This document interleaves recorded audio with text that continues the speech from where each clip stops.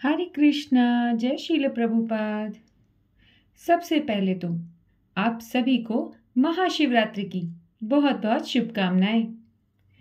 भगवान श्री कृष्ण के आदेश पर किया गया कोई भी कार्य दंडनीय नहीं है, उस पर कोई भी दंड हो ही नहीं सकता।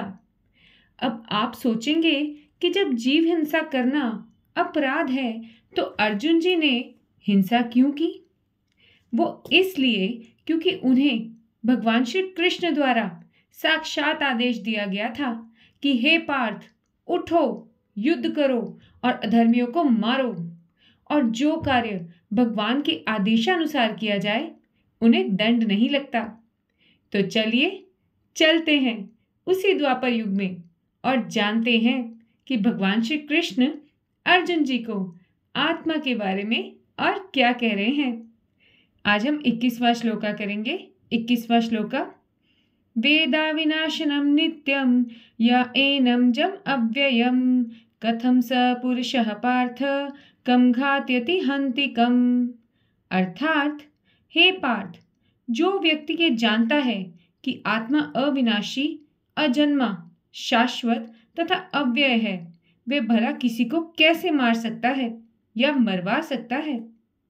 अब अनुवाद के अनुसार हत्या करने वाले या हिंसा करने वाले को न्याय संहिता के अनुसार प्राण दंड दिया जाता है, किंतु न्यायाधीश को दोषी नहीं ठहराया जाता, क्योंकि वह न्याय संहिता के अनुसार दूसरे व्यक्ति पर हिंसा किए जाने का आदेश देता है। महाभारत का युद्ध न्याय के लिए था, अधर्म बढ़ चुका था, तो जो भगवान श्री कृष्ण ने अर्जुन जी को आदेश दिया कि वे कौरवों को मारे, वो अधर्म पर धर्म की विजय के लिए ही था। जैसे राजा दोषी को दंड दे सकता है और अगर दोषी माफी मांग ले तो राजा उस दंड को माफ भी कर सकता है, परंतु महाभारत के युद्ध से पहले भगवान श्री कृष्ण ने कौरवों को अपनी गलती सुधारने का मौका दिया था, लेकिन दुर्योधन इतना अधर्मी था कि वे क्षमा के स्थान पर युद्ध के लिए तैयार हो गया।